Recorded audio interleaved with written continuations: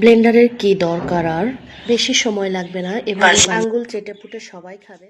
আলহামদুলিল্লাহ, খেতে কিন্তু দারুণ।